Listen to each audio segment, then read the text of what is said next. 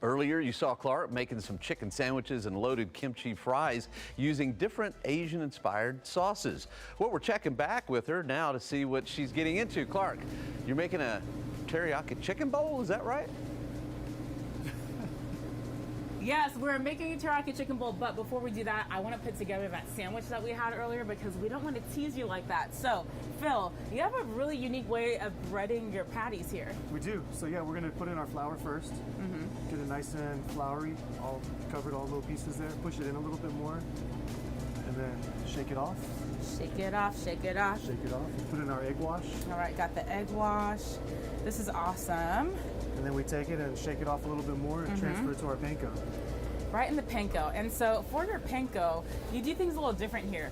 You actually pound the panko into the meat.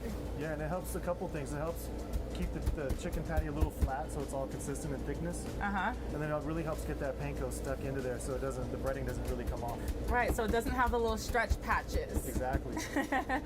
The stress patch, y'all know what that is if you had a lot of studying to do in college or first responder in your life. But anyways, okay, so we have the chicken. That is so cool. And so it's fully covered and it's not sliding off. There's no one spot that's not going to get fried. Genius. We have to transfer this. All right, so we're going to transfer this over to the fryer. I want to know, how did you get established in this train car in Almost Park? Because that is wild. We were looking for spaces. We came straight here and fell in love with these trains. There was another restaurant in this space and we fell in love with it. We thought it was unique. There's nothing else like it in the city. Right. And it's just an amazing place. The community really supports us. They take care of us and they love us. You stand out so much. Okay, I like this. So we're back to the buns and we have the chicken patty. So we're gonna put that on. I've removed my gloves. I'm claiming this chicken is mine, but we touch raw chicken, so don't want to cross-contaminate. That looks awesome. And then teriyaki sauce, right? Okay, so do I just kind of... Sauce as much as you want. Wow. I've never had fried chicken teriyaki like this. What inspired that? We made teriyaki sauce growing up all the time. And it was just, like I said earlier, playing with food. And we would take our katsu and dip it in teriyaki, so I figured it'd make a great sandwich. Yeah, we just had to figure out what went with it well. Do I need to add anything else? That's it, just we're the done. Bun on top? Okay, we got the bun on top, and then you also do teriyaki bowls. Right now, I know it's kind of a temporary thing on the menu. We do.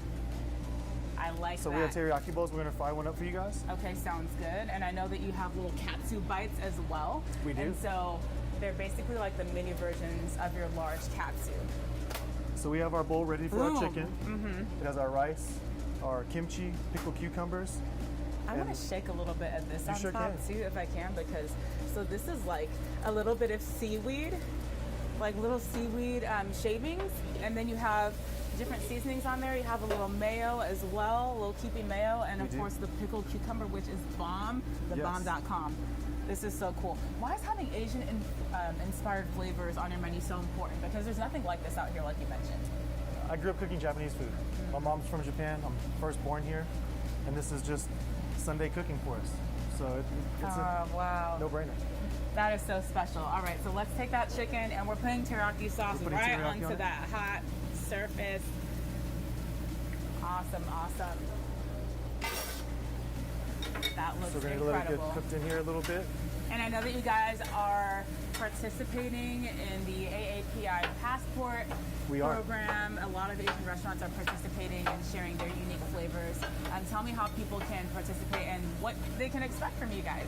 Well, it goes until the end of the month. So it's AAPI month.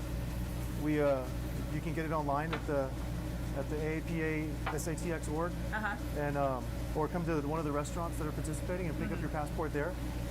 Get a 10% off with any of the participating restaurants. Awesome. Oh man, this looks amazing. Yes, yes, yes.